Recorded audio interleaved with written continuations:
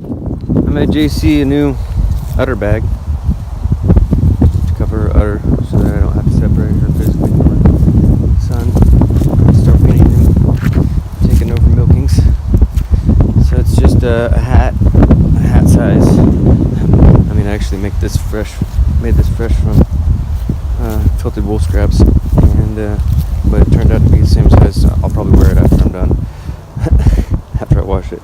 But basically, it's very basic.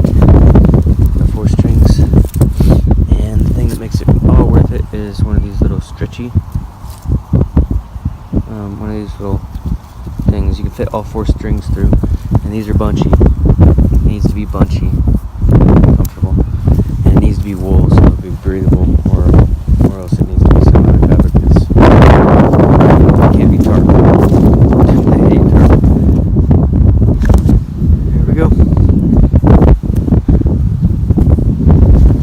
Got all 4 of them. You gotta pull it up and then push that down.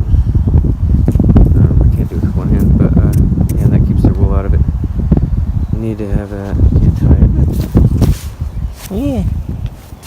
Big mama. Yeah.